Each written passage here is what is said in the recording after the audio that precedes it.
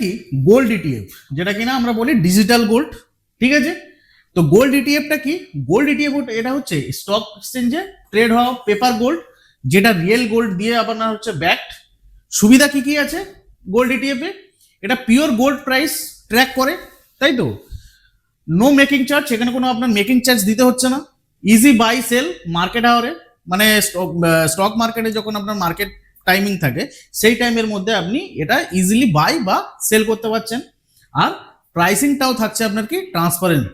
ঠিক আছে, এখানে প্রাইসিংটাও থাকছে ট্রান্সপারেন্ট, কোনো রকম কোনো পিওরিটি ইস্যু নেই। ঠিক আছে, কোনো জিএসটি নেই, কিছু নেই এখানে। এর অসুবিধা কি কি আছে? গোল্ড ইটিএফ এর অসুবিধাও আছে। গোল্ড ইটিএফ এর অসুবিধা হচ্ছে, এক হচ্ছে আপনার এখানে ডিমাট অ্যাকাউন্ট দরকার। ডিমাট অ্যাকাউন্ট না থাকলে আপনি গোল্ড ইটিএফ কিনতে পারবেন না। মার্কেট আওয়ার ছাড়া বিক্রি করা যায় না।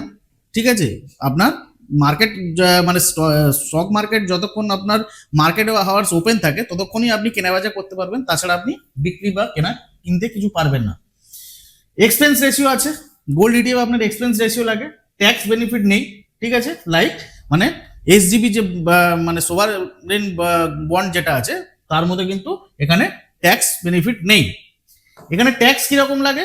যদি আপনি 3 বছরের নিচে যদি করেন শর্ট টার্ম, তাহলে আপনার শর্ট টার্মের স্ল্যাব অনুযায়ী ট্যাক্স লাগবে। আর যদি আপনি 3 বছরের উপরে যদি করেন তাহলে আপনার লং টার্ম ট্যাক্স লাগবে 20% উইথ ইন্ডেক্সেশন। ঠিক আছে, দেখুন ইটিএফ ভালো, কিন্তু ট্যাক্স অ্যাঙ্গেল থেকে কিন্তু এটা এভারেজ। ইটিএফটা অবশ্যই ভালো, কিন্তু এটা ট্যাক্সের অ্যাঙ্গেল থেকে যদি আপনি দেখেন তাহলে কিন্তু এটা এভারেজ।